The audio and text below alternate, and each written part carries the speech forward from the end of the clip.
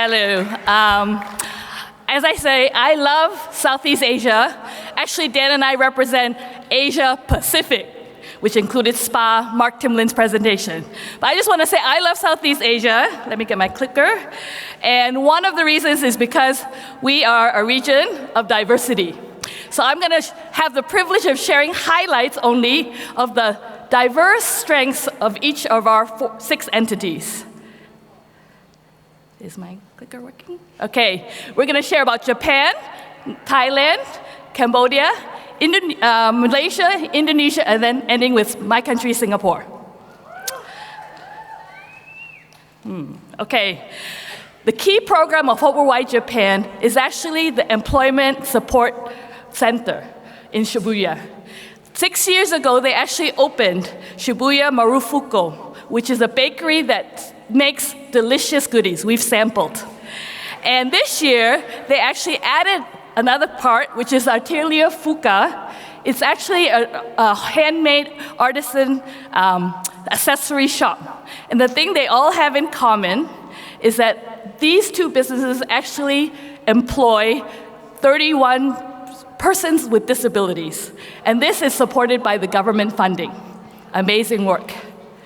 And Hope Worldwide Thailand, they basically focus on computer training. In these 2 centers, the Computer Training Center at Kred Trakam Protection Center, and also at the school Bayan Tonatopom Home for disabled children, they actually help teach on a weekly basis computer skill training so that the young children actually have a future in education. Amen. Yes. In my clicker. Okay. Actually, 2018 was an incredible year in Hope Worldwide in Cambodia. As you can see, they are focused on medicine, but in a country where it was devastated and had the most devastating genocide, where 25% of the population were killed, and medicine was no longer available, they have actually focused on giving affordable and quality medical care. And the 3 centers are Sanhana Hospital, Center of Hope, the 3 medical centers, and also Sonia Kil Memorial Hospital. What they have done in this 2018 is they, together, all 3 have impacted and had 229,000 patient consultations. That's a lot. Okay, give a clap. They also, at the Sonia Kil Memorial Hospital, have delivered 714 babies in 2014. Also, in the 3 medical centers, they have had over 1,000 surgeries. Financially, they are on a big scale. They have an annual budget of $12 million. Has that come out? No. Okay. And up to date, their goal is actually to become self-supporting, and they are doing incredible. The 3 medical centers are actually set up to be fees, they charge fees on a scale, and basically they donated $3 million to the Sahana Hospital so it can give free services, and they have sponsored $2 million for their own patients who are financially in need. What an incredible quality and affordable rate.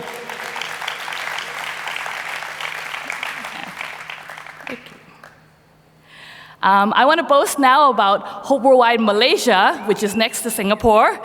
They have done an incredible work and were so creative in developing their CSR partnerships.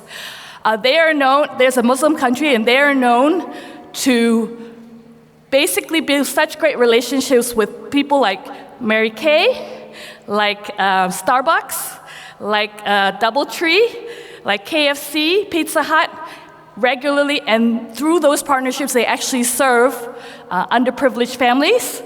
They serve slums. They also serve indigenous communities outside of KL. And not only that, they also are known for being creative with their fundraisers.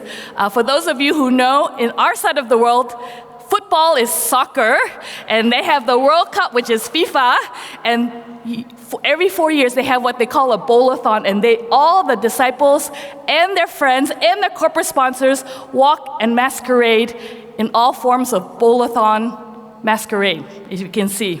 So they are just so creative with this area, and they partner with Adidas. Now I would like to take the last part of my time to share about 2 programs and the power of partnership. In Hope Worldwide Indonesia, in a country where 14%, I'll make sure I'm reading my stats right, 14% of the child population actually live below the poverty line. And 40 out of 1,000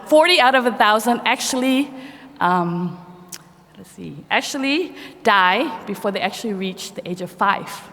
So picture those of us who have kids, not seeing our kids after 5.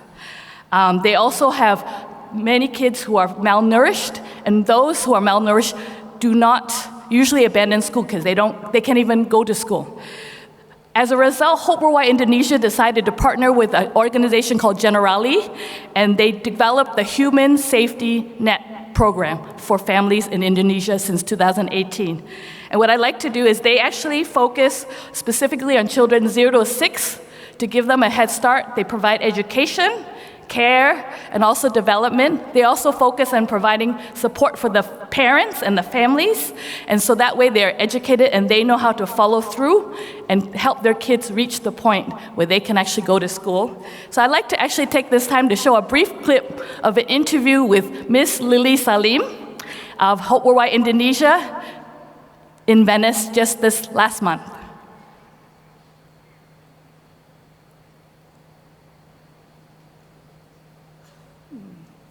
Not working. Okay, let's go back.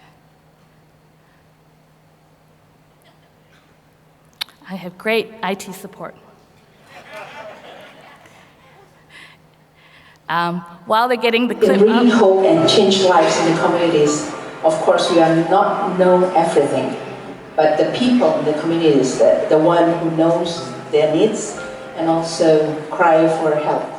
This family, Sugianto in Jakarta, a trash picker, live on top of the rubbish bin. The wife joined the program, and it brings changes to the marriage and also the family.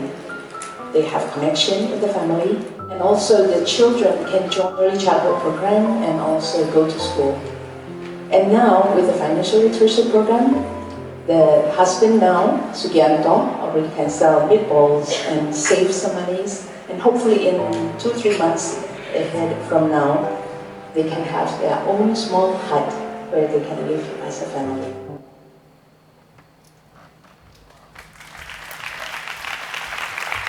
isn't that amazing how Suryanto's family was empowered and can come out of poverty? Now I'd like to boast about my country, which is Singapore. I just want to say I love the partnership that we have with the Central Christian Church, which is a 1,200 member strong congregation. In a country where, I want to share about the impact that we have had because of this partnership. In a country where elderly is growing, and by 2030, there will be 1 out of 4 who are elderly in the population. We have been able to impact over 1,000 seniors with the volunteers from the church. In a country where families are actually stressed and disconnected, we actually have 700 parents from the community empowered through good enough parenting programs.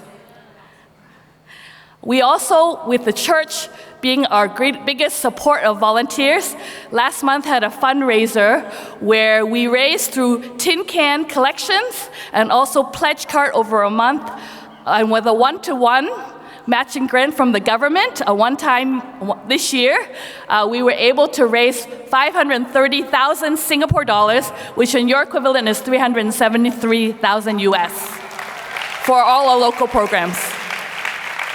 And this is just a sheet to show in our church that we have been encouraging all ministries volunteer on a yearly, monthly, or quarterly basis. It's broken up by their groups. So you see the parents, the Chinese ministry, the Golden Ministry even volunteer, the teens, the campus, etc. And I love this partnership.